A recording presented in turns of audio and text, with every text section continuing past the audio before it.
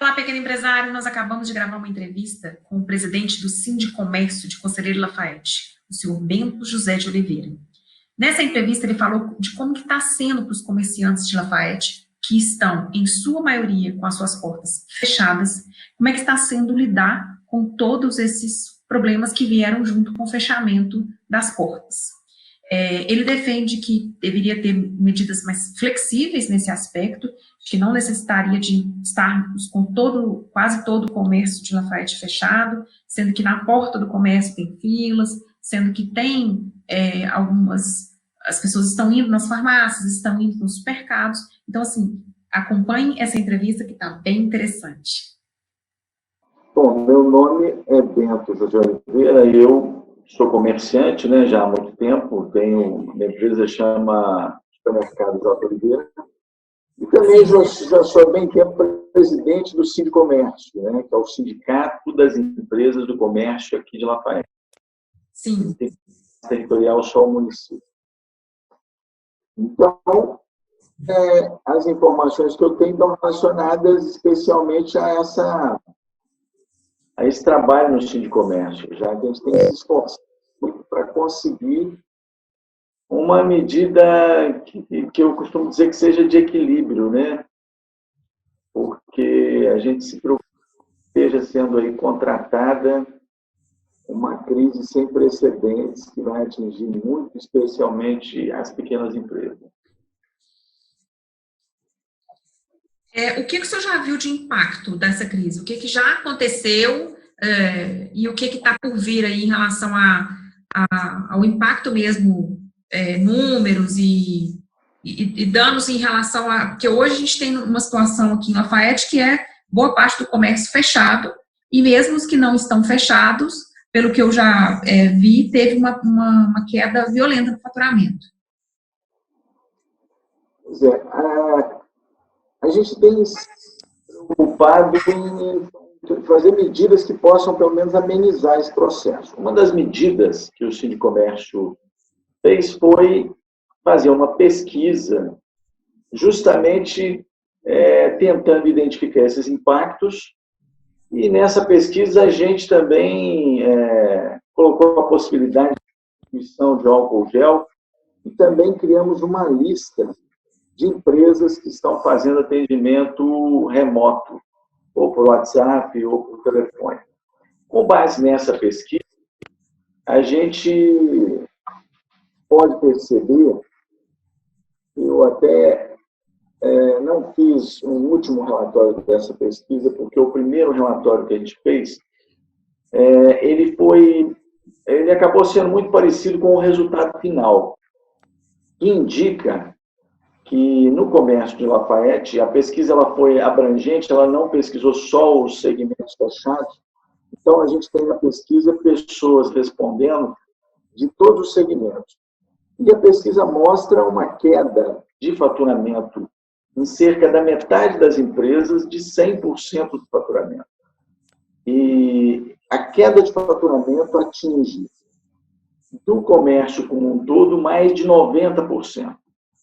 Então, pela pesquisa, cerca de 75% teve queda de faturamento, de 50% a 100%. É claro que a gente não tem assim, números exatos para precisar essa queda, porque há uma diversidade muito grande de empresas. No comércio de Lafayette, comércio de bens e serviços, nós temos cerca de 4.000 empresas. Dessas, mais de 90% são micro e pequenas empresas.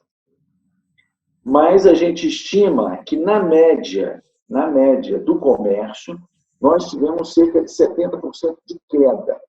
Então, se você pegar o faturamento do comércio de 2019, de abril, você vai ter nas empresas do comércio um faturamento hoje de cerca de 70% menos. Paralelamente a isso, a gente perguntou quais as providências iam ser tomadas, né? Especialmente em relação aos funcionários.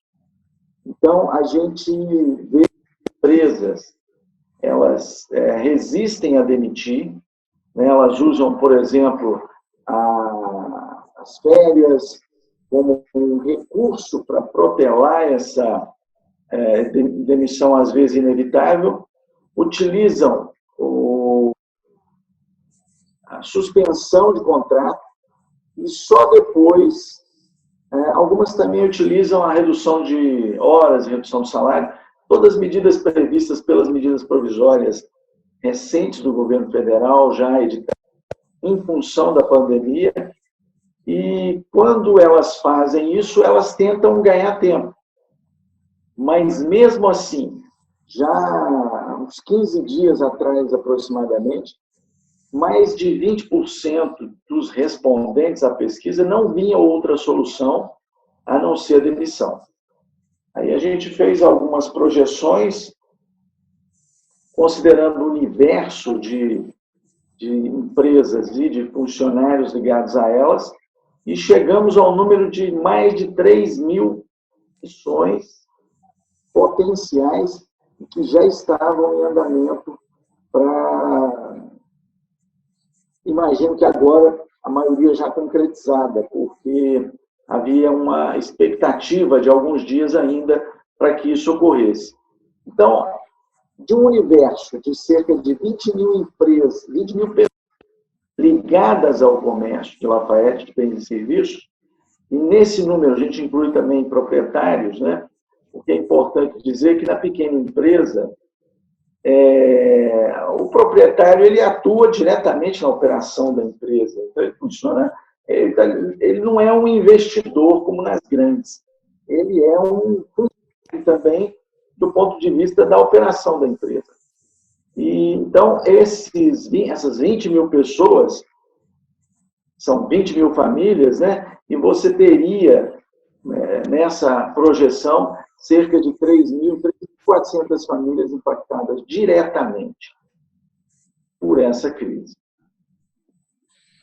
O senhor tocou num assunto que, assim, quando tudo isso começou, ninguém imaginava que fosse, acho que talvez porque nós nunca passamos por uma coisa similar, então, inicialmente a gente pensava, são 2 semanas, no máximo 1 mês. E agora, o que a gente está percebendo é que é muito mais do que isso, que tem setores, por exemplo, bares, restaurantes, que eu não sei qual que é a perspectiva de reabertura e como vai ser reaberto. Então, assim, o que hoje a gente olha é que parece que não vai existir nada próximo do que existiu em fevereiro esse ano. O senhor concorda com isso? Concordo, infelizmente eu concordo. Atuado junto às entidades do comércio, na medida do possível, aqui em Lafayette. E, na primeira reunião que a gente fez nesse sentido, haviam companheiros, o comércio não estava fechado ainda, e haviam companheiros defendendo o fechamento. Obviamente, bem intencionados e imaginando a questão de saúde, que, é claro, é fundamental. Mas, naquele momento, eu já advertia, e a gente acabou fazendo uma nota conjunta, em que a gente não pedia o fechamento, mas a gente esclarecia as circunstâncias, né? Porque naquele momento não se identificava ainda a necessidade disso. Havia muito mais... A situação, como você disse, parecia mais tranquila. Mas naquele momento já havia companheiros imaginando ou pedindo até a prefeitura que fizesse o fechamento das empresas. E eu advertia naquele momento o seguinte, que era muito fácil pedir para fechar, mas a gente precisava saber como faria para reabrir. Hoje, a gente já teve inúmeras reuniões com o prefeito, existe um comitê de crise também, e há uma posição muito firme, contrária à abertura das lojas. Então, como você disse, num primeiro momento, parecia que era uma coisa de gravidade relativa, e agora eu acho que junto com a gravidade, de fato, tem muita insegurança e incerteza, o que leva aos próprios executivos, né, municipais, governadores também, a terem dificuldade para decidir. Eu até entendo a posição do prefeito, no caso da parte de outras cidades, né, da responsabilidade, mas eu percebo que é segurança. E há, a meu ver, um equívoco de tratar as cidades pequenas, as cidades menores, da mesma forma como as grandes cidades. Sempre que eu falo isso, eu procuro deixar claro que não é pretensão nossa, né, da nossa diretoria, substituir ou querer saber mais que médicos. A ideia não é essa, nem colocar em risco a saúde de ninguém. Mas fica claro, quando você participa das reuniões, quando você vê mesmo pela televisão, que não se sabe exatamente qual que é o remédio para essa crise, né?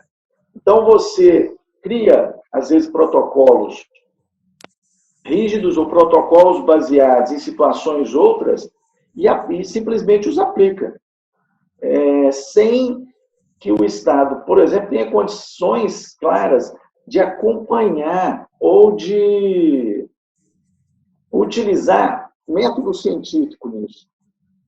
Você vê, por exemplo, que o nível de testagem dos contaminados, no caso brasileiro, no caso de Lafayette, praticamente não existe. Nós temos aqui hoje, se não me engano, 18 confirmações. Dessas, a grande maioria veio de testagens espontâneas feitas na rede particular. Você tem, parece que uma morte em investigação confirmada. Então, assim, tem uma série de circunstâncias que não mostram em Lafayette um quadro crítico, pelo contrário, um quadro tranquilo. Por outro lado, existe uma posição muito firme e rígida de Ministério Público e da Prefeitura, né, de que nós não temos o suficiente para o tratamento de uma eventual ocorrência. E nós ficamos presos nessa visão que tem como garantia só que as empresas do comércio estão cada dia em mais dificuldade, né? Sem contar que você, ao mesmo tempo que toda essa certeza de que o comércio precisa ficar fechado, você vê o próprio Ministério Público recomendando à Prefeitura, e recomendação, nesse caso, é quase uma ordem, ou é vista dessa forma, para que revogue um decreto que limitava o uso do passe livre nos ônibus municipais. Então, você vê que nós tínhamos dados de cerca de uma semana, ou pouco mais atrás, já com todo o cuidado do isolamento social, que diariamente cerca de 1.000 pessoas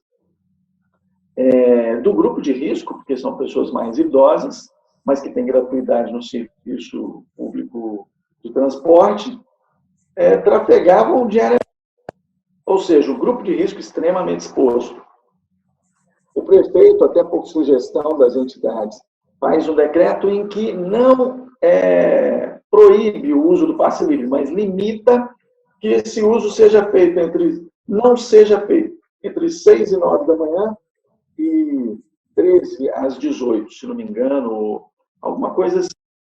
E o Ministério Público recomenda e a Prefeitura revoga o decreto permitindo que esse trânsito seja livre.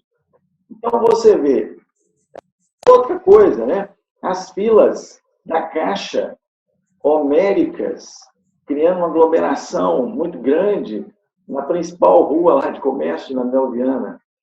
Então, por um lado, eu brinco até que o comércio, né, esses segmentos que não estão abertos, foram eleitos como o problema da crise.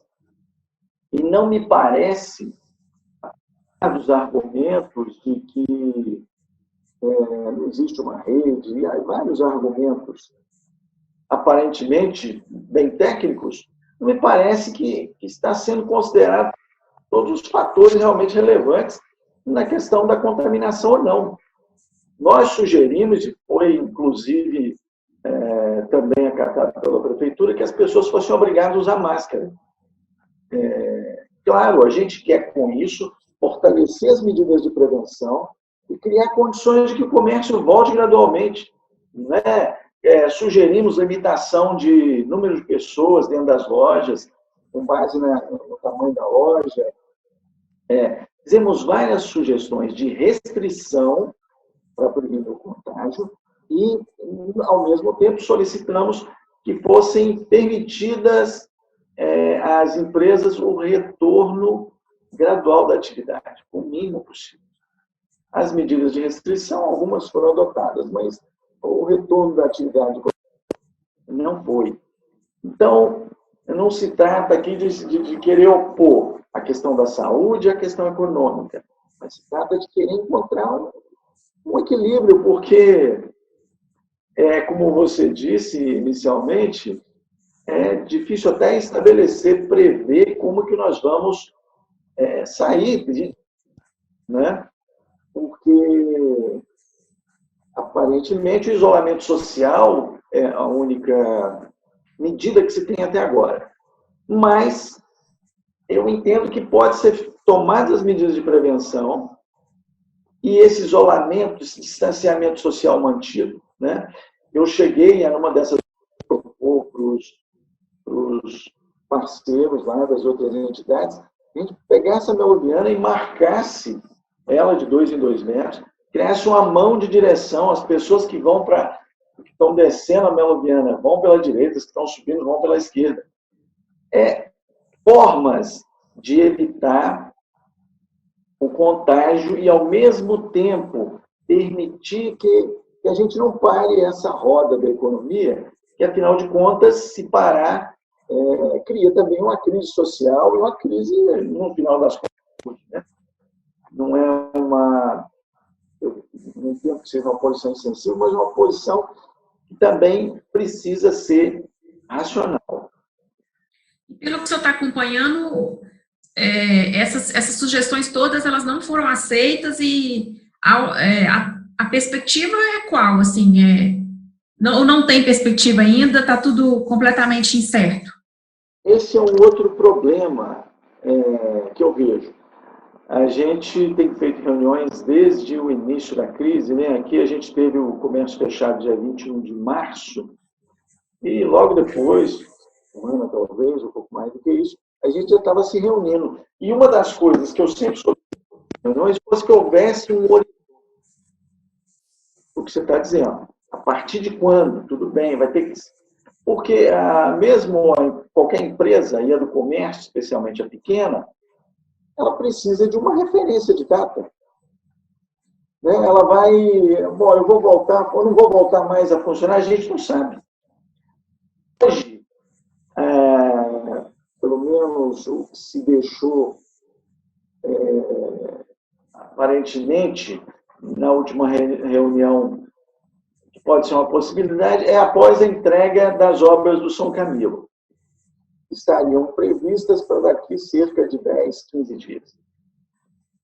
Mas ontem eu participei de uma reunião do comitê e lá a representante do Ministério Público já deixou claro que não vale se não estiver operando, não vale entregar a obra. Então, eu até entendo, mas até para uma obra, até para uma operação, existe uma projeção, uma programação de que aquilo opere. E, quer dizer, nós do comércio não temos sequer uma referência de dado. Nós fizemos um plano de reabertura que foi entregue ao prefeito, imaginando que seria possível, a partir do dia 4 passado, essa retomada, porque o projeto Minas Consciente do governo estadual estabelece que isso seja feito em ondas. Então, que uma primeira onda pudesse voltar a funcionar, sempre gradualmente, mas não foi possível em função dos vários argumentos relacionados a essa estrutura de saúde e atendimento, e também nós não temos nenhuma projeção clara. A gente fica, às vezes, trabalhando com hipóteses, né? Como essa, talvez no dia 15, mas a gente, de fato, não tem uma data que a gente possa dizer a partir do dia tal vai estar funcionando. Ao mesmo tempo que nós temos outras cidades do estado que estão funcionando, né, que reabriram. Caso de Santa Luzia, caso de Sete Lagoas, Teoflotone, até por força de uma decisão judicial. E o que a gente gostaria no comércio é de ter ao menos esse horizonte, né? A situação ela vai ficando insustentável. E qual que é a mensagem que o senhor passaria para os comerciantes nesse momento, assim? É difícil, né? Assim, o que a gente não está, pelo que o senhor está falando, a gente não tem horizonte nenhum, as tentativas de sugestão e negociação estão sendo feitas, tem o lado do prefeito de estar inseguro e está esperando hospital, está esperando isso, aquilo, mas eu creio que nesse momento deve ter muito comerciante que já vislumbrou que ele não vai conseguir reabrir. Assim, não vai ter condições financeiras de sustentar mais um mês, por exemplo, que seja até o final de maio. Será que ele vai conseguir pagar os custos fixos dele e o que tiver sem nenhuma receita, sem nada? Pois é. É muito difícil porque, de fato, foram tantas reuniões até aqui, né? Tantas tentativas, a gente fica um pouco, assim, eu não vou dizer desanimado, mas um pouco frustrado. O que eu posso dizer é que o comércio, né, as outras entidades, acredito também não vai deixar de tentar, né? Buscando outras referências, outras informações. Está claro para a gente que isso é uma decisão do prefeito. Obviamente que ele tem a responsabilidade dele, precisa agir conforme ele acha que deve. Não nos cabe o que ele tem que fazer. Nos cabe dizer o que o setor precisa, nos cabe tentar mostrar, na medida do que a gente pode também, a possibilidade de fazer buscar esse equilíbrio, né? Mas a decisão é do prefeito. Prova disso são os decretos em outras cidades que estão permitindo a abertura, né? A decisão é do prefeito. Agora, a gente tem procurado orientar as empresas que façam o possível, você, por exemplo, é da área de financeira, né? Que as empresas tratem do caixa e que elas cuidem, por exemplo, de utilizar todos os recursos possíveis, disponíveis pelos meios oficiais, por exemplo, para que elas consigam segurar até que ocorra a abertura, que a gente espera que não demore, apesar de não ter esse horizonte definido. Então, que ela faça suspensões de contrato, que ela utilize o financiamento do governo, pagar salário, né, que ela utilize o acesso que ela tiver a essas linhas de crédito de 3,75% ao ano, com 36 meses para pagar, que ela utilize isso se ela tiver acesso, que ela faça o máximo que ela puder para preservar o caixa dela. Que ela tente negociar com o fornecedor prorrogação de pagamento duplicado.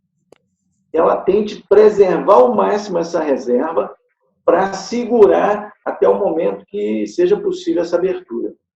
Né? Só que se a gente pensar na realidade dos pequenos mesmo, dos comerciantes, essas medidas todas, eu vejo aquilo pelos meus clientes, que não são clientes com faturamento tão pequeno também, e que muitas dessas medidas não são possíveis de ser usadas. Tipo, esse financiamento da Folha aí, para empresas que faturam acima de 360 mil ano. A gente sabe que muitas dessas empresas não faturam, a gente sabe que muitas até podem faturar, mas como não entrega tudo a tributação, não tem como comprovar esse faturamento. Então, eu acredito que sejam poucas as empresas, os comércios, por exemplo, são os maiores, que estejam tendo condições de usar essa medida, por exemplo. Então, eu imagino que realmente os comerciantes estejam completamente desassistidos. Assim, mesmo com essas medidas todas que foram anunciadas, esses recursos do BNDES eu não vi chegar aqui na conta ainda. Eu acho que realmente a situação, às vezes a gente, não sei se vocês já têm essa dimensão, mas eu tenho a sensação de que o segundo semestre vai ser terrível, assim. As consequências desse tempo todo e disso tudo vai ser, assim, muitas dessas empresas não conseguirem realmente reabrir.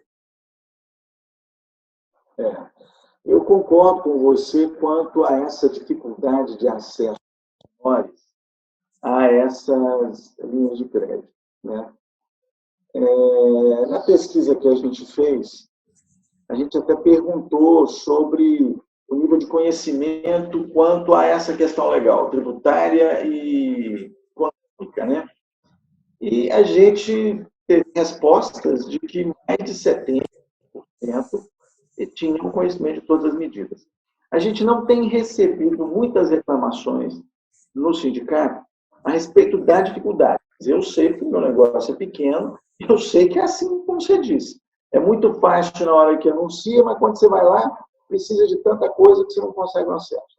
De todo modo, nós não estamos recebendo muita demanda para ajudar nesse tipo de coisa, né? A gente espera que esteja sendo um pouco mais fácil agora, até por causa da situação de crise, né? Nós temos para beneficiar se ela não chega na ponta, né? Então, a gente imagina. Agora, eu acho que são coisas a serem trabalhadas ainda.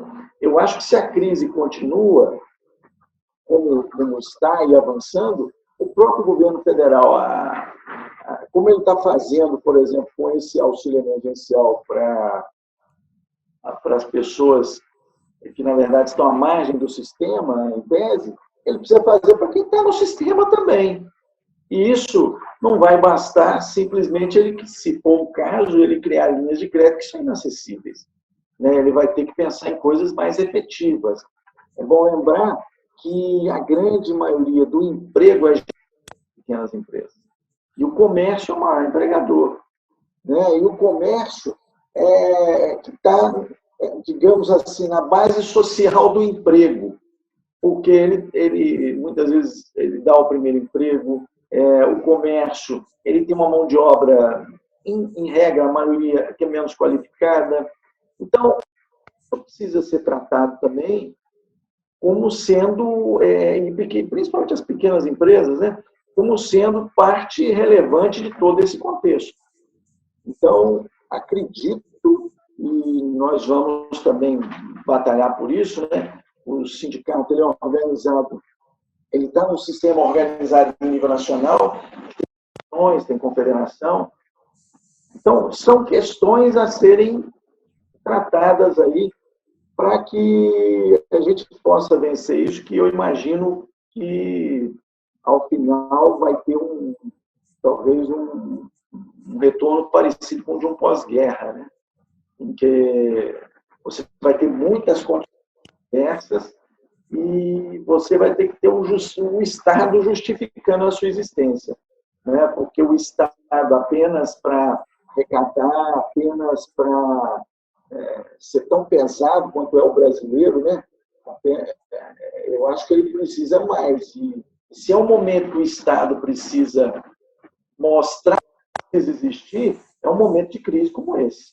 A gente vê até agora uma certa confusão, muito atrapalhamento, politização de uma crise que só traz prejuízo para todo mundo, a politização, mas a gente entende que é o momento do Estado se apresentar para que a sociedade, né, tanto passe pela pandemia, e as vidas sejam protegidas, quanto por uma possível e cada vez mais clara crise econômica que pode atingir e ter reflexos sociais muito, muito graves. É verdade. E como os comerciantes podem levar alguma demanda para o sindicato, podem se aproximar do sindicato nesse momento? Desculpa, não entendi a pergunta. Como? Como que, assim, eu sou uma comerciante aqui de Lafayette, como é que eu posso acessar o sindicato, como é que eu posso levar alguma demanda e procurar alguma ajuda nesse momento? Bom, nós temos a nossa sede, que é no 180, né? E lá tem o telefone, o 3763-4542. O Sindicomércio ele não tem uma equipe muito grande, né? Mas, até por força dessa ligação nos vários níveis, né, de organização, a gente tem condições de orientar, de apoiar essa empresa. Agora, há um pouco de dificuldade, por exemplo, em reuniões físicas, por exemplo, com orientações, reuniões desse tipo, né? A gente tem pensado, inclusive, em fazer isso por meio de reuniões virtuais, para tentar tirar dúvidas. A pesquisa que eu me referi no início, ela também foi uma aproximação grande, que a gente pôde conhecer um pouco da realidade atual. A lista que nós divulgamos das empresas que estão atendendo remotamente, eu reputo como uma iniciativa importante, mesmo a gente trabalhando para que abrisse o comércio quanto antes. A gente, ou para o caso disso não acontecer, então hoje, além da lista virtual que está sendo compartilhada por WhatsApp, todos os meios eletrônicos, nós mandamos imprimir 10 mil folhetos, 10 mil listas, que estão sendo distribuídas na cidade. Nós estamos aí às vésperas do Dia das Mães, e essa lista traz várias empresas lá de confecções, de presentes, e que fazem venda remotamente. A pessoa pode ligar, comprar e receber em casa, pedir para entregar para a mãe. É uma maneira que a gente vê de assim, evitar que zere totalmente o faturamento, de criar alguma condição. Então, nessa própria pesquisa, a gente tinha um espaço lá de observações, aí as pessoas elogiavam, davam sugestões. A gente não percebeu, por caso do crédito, né?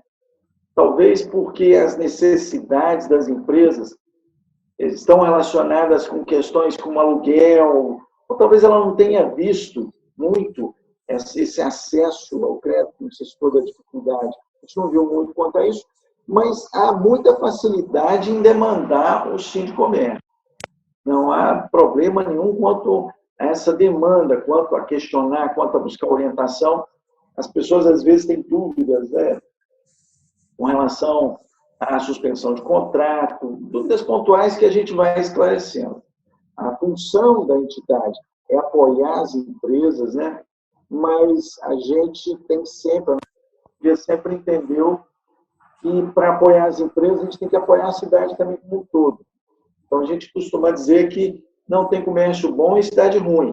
A gente procura sempre observar esse contexto no geral. Então, por isso, a gente fica hoje, sempre fala da questão do equilíbrio, né? Precisa estar num ambiente bom.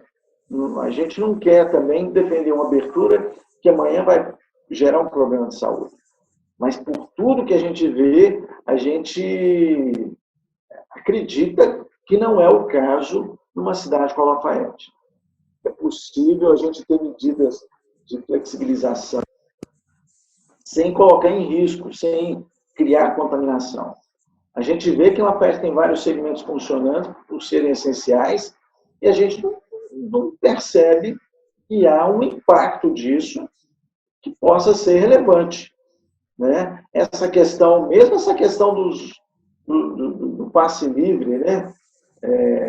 A gente também não percebe que isso gere tanta relevância, apesar de, dentro do contexto, eu entender que fosse uma medida muito boa limitar esse horário, reduzir o fluxo de pessoas do grupo de risco num ambiente de contágio, né? Aliás, essa é uma diferença muito, muito importante entre as cidades pequenas e as cidades grandes, né? Se você compara a malha de serviço de transporte público de São Paulo, por exemplo, em que pessoas saem de um canto da cidade para trabalhar no outro e convivem em vagões de trem com alto potencial de contágio, né? Você não pode comparar isso com uma Lafayette.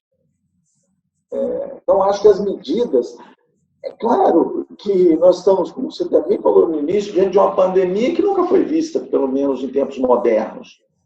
Então, há muita insegurança, mas eu acho que você tem que se debruçar e procurar esse equilíbrio. Eu acho que essa é uma palavra importante.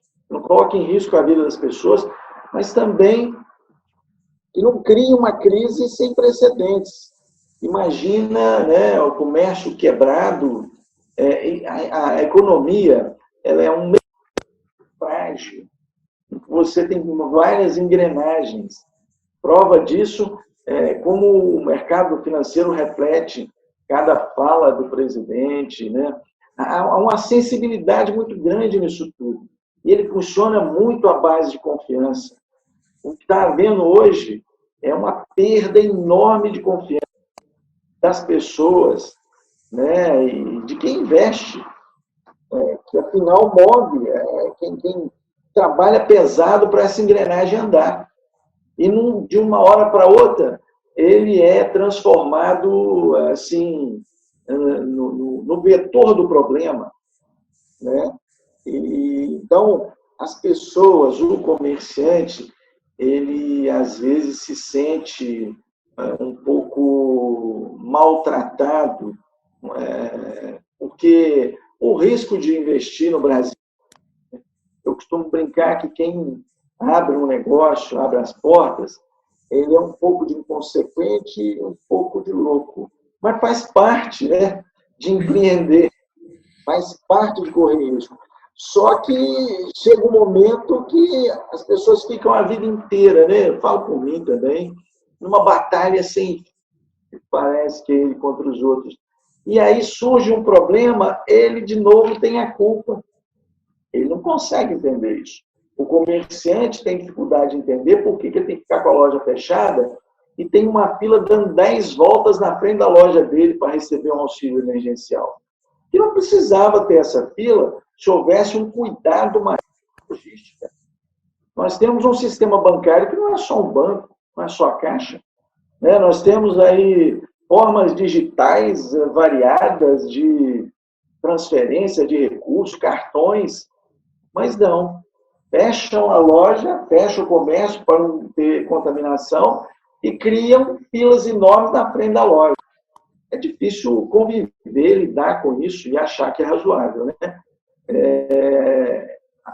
Todo comerciante, você vê que ele está preocupado, ele quer que essa crise passe, ele não quer pôr em risco a vida de ninguém. Mas cada situação dessa é muito frustrante, né? A gente entende que não tem opção agora, a não ser ter fé que vai passar logo, tomar essas providências que são possíveis, né? Eu acho que a venda remota, nesse momento, é o que nós temos, que precisa ser trabalhado, mas, por outro lado, não dá também para não ver tudo isso que acontece e simplesmente ficar observando, não é? O senhor acha que o comerciante Lafayette está conseguindo lidar com essas novas possibilidades de a venda remota, venda por WhatsApp, venda online? Você acha, ou isso ainda está muito incipiente ainda? As pessoas não estão conseguindo mover as vendas, a engrenagem com esse tipo de venda? É claro que isso ainda é incipiente no comércio, no pequeno comércio, né? Não diria só em Lafayette, mas no Brasil inteiro. É uma que demanda investimento e que tem grandes players. E o comércio, menor comércio, esse típico aqui de Lafayette, ele não funciona assim, ele funciona pela visita da pessoa. Mas, diante da crise, eu acredito sim que estão sendo feitos negócios, não são suficientes para manter a empresa indefinidamente, mas que pelo menos tiram ela do faturamento zero, esses negócios estão ocorrendo, utilizando as formas mais simples, que é o telefone. Né? O WhatsApp hoje é uma ferramenta versátil, está se tornando um padrão de comunicação, porque você consegue fazer, inclusive, videochamadas, mostrar para o cliente um produto ali em tempo real, né? E dá um dinamismo maior para essa operação de venda. É claro que isso não está adaptado para uma loja da Amazon. Você entra lá, ela é física, você não tem nem funcionário atendendo. O que nós temos aqui é um recurso apenas para diminuir um pouco o problema, né? Mas que bom que ele existe. Que bom que ainda é possível alguém ligar hoje para uma loja e comprar das mães e pedir alguém para entregar. Que bom. bom que isso existe, já que nós não temos opção de abrir as portas. Mas, para que isso se torne uma ferramenta comercialmente viável, precisaria muito. A gente, no sindicato mesmo, já andou considerando possibilidades, por exemplo, lojas virtuais, locais, né? Como se você tivesse um shopping virtual local, uma loja virtual local. Só que nunca é muito fácil, porque são instrumentos mais caros, mas isso vai precisar ser feito no momento. Eu acho que, por outro lado, a crise ela vai fazer avançar determinados modos de operar, né? E, com certeza, a gente, por exemplo, está falando pela internet, com certeza, o uso da internet, conferências, do home office, da venda remota, vai aumentar. Eu não tenho dúvida disso. É verdade.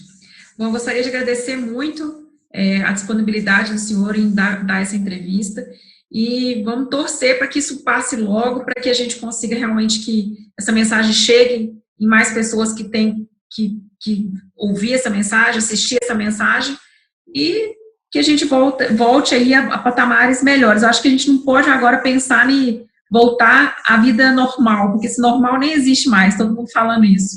Então, de repente, a gente consegue alcançar algum outro patamar, onde mistura o que era antes com esse novo que a gente está conhecendo agora, e consiga isso passar mais rápido, né?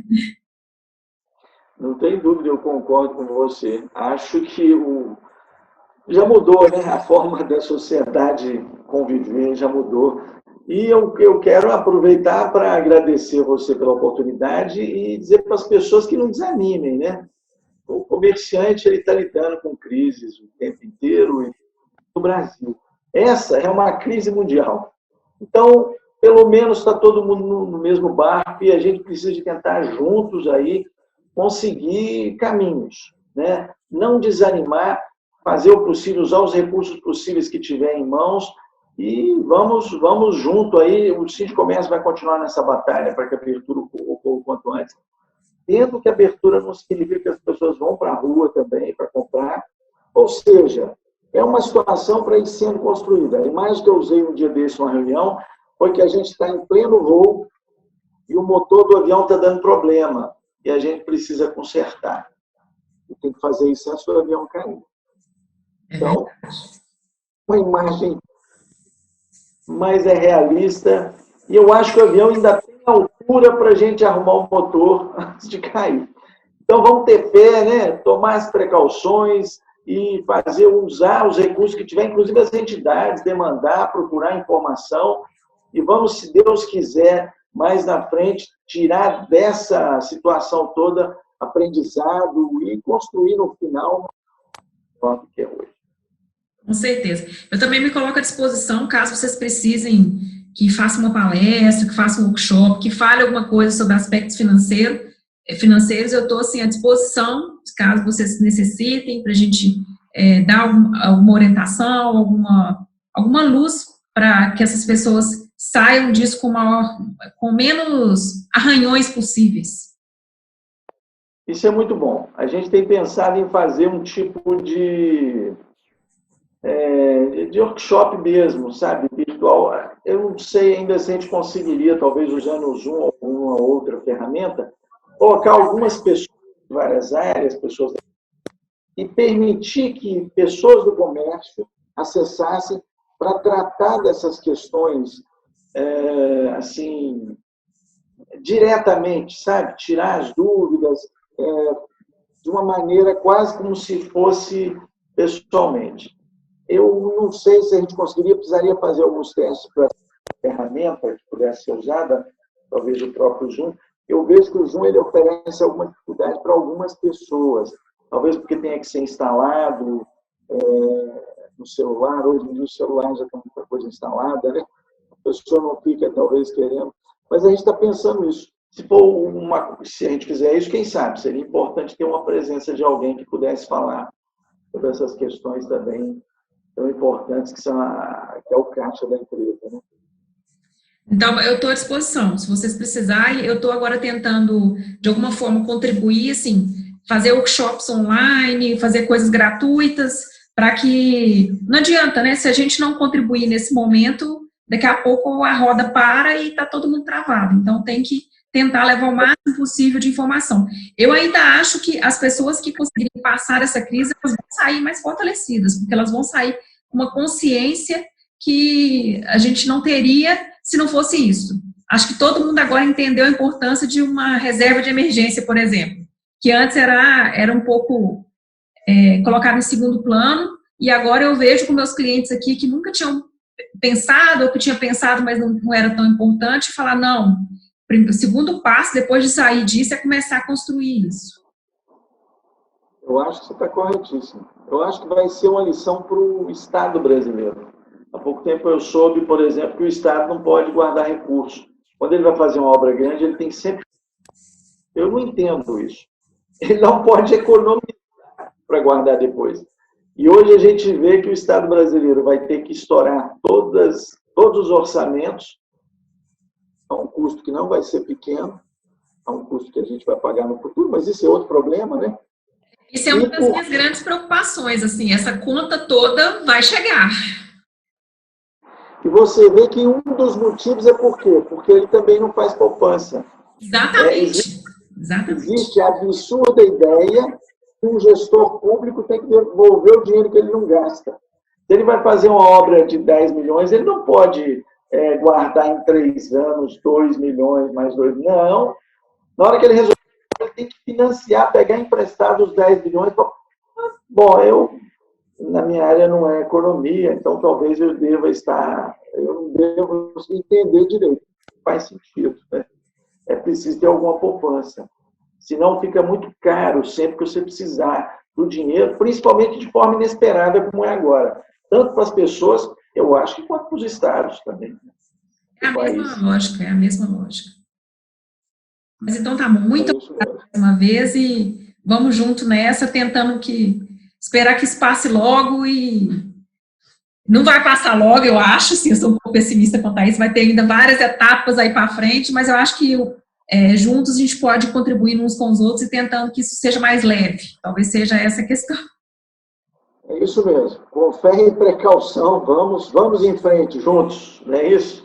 Eu que agradeço, Camila. Muito obrigado. Muito obrigado. Tchau, bom dia, bom final de semana. Você também, tchau. Tchau.